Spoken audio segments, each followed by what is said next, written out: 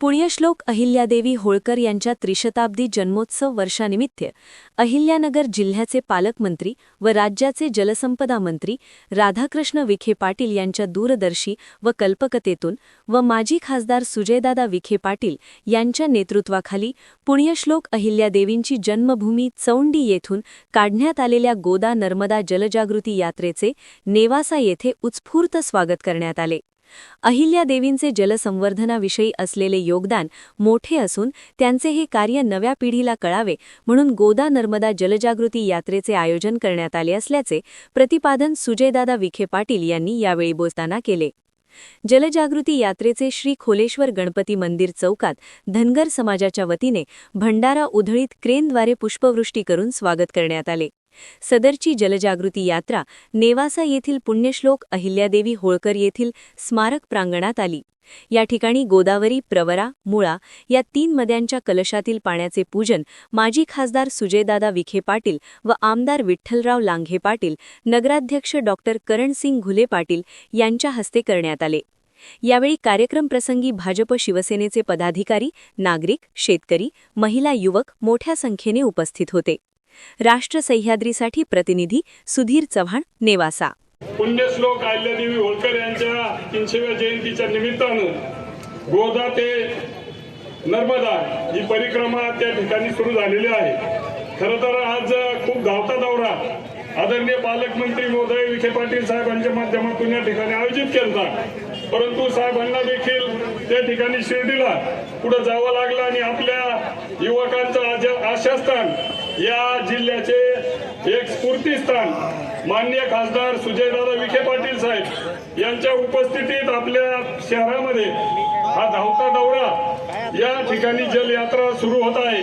आजच्या कार्यक्रमाच्या निमित्तानं व्यासपीठावर उपस्थित सर्व महायुतीचे प्रमुख नेते, तरुण कार्यकर्ते, महिला भगिनी, विशेष करून या ठिकाणी भारतीय जनता पार्टीचे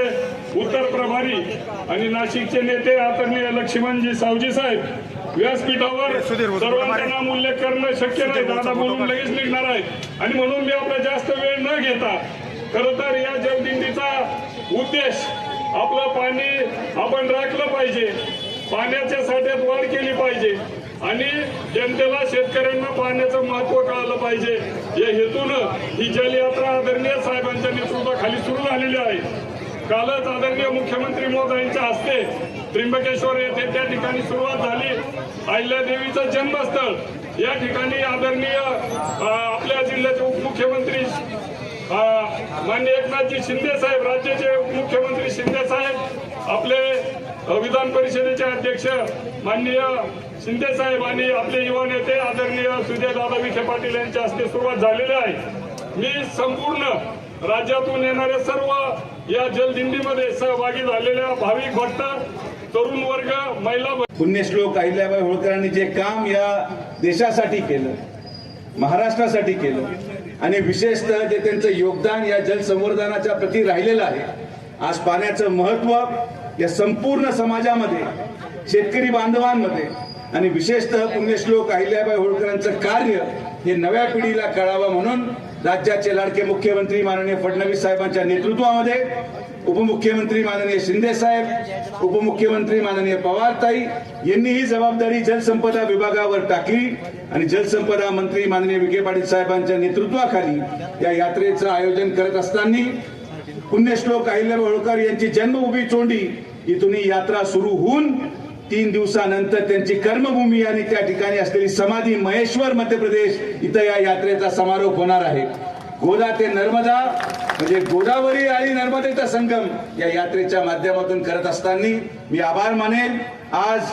आमचं स्वागत पहिलं घोडेगाव येथे देसरडा परिवाराने केलं, त्यांचाही आभार आणि त्याचबरोबर मतदारसंघाचे आमदार आणि नगराध्यक्षांनी देखील नेवासा नगरपंचायतीमध्ये आमचं जोरदार स्वागत केलं। आमचे हे जलयात्री जे आज या यात्रेमध्ये सहभागी आहेत, नगर तालुक्यातून असतील, आमच्या वारकरी संप्रदायाचे आमचे तरुण मित्र असतील, आमच्या या सगळ्या यात्रेमध्ये जे जलयात्री सहभागी झाले त्यांना जो आपण मान दिला त्याबद्दल मी आमच्या विखे पाटील परिवाराच्या वतीने आणि राज्याच्या या महायुती सरकारच्या वतीने मनापासून आभार व्यक्त करतो। हा यात्रेचा संदेश आणि पाण्याचं महत्त्व आपण समाजाच्या कानाकोपऱ्यापर्यंत पोहोचवावं एवढंच खरं पुण्यश्लोक अहिल्याबाई होळकर प्रति आपली आदरांजली असेल हा नुसता विचार नाही, पण पुण्यश्लोक अहिल्याबाई होळकरांनी जे दिशा देशाचं काम केलं त्या दिशेला अनुसरून अहिल्यानगर नाव हे महायुती सरकारने अहमदनगरचं केलं, त्याबद्दल महायुती सरकारचे देखील मनापासून आभार व्यक्त करतो. आणि शेवट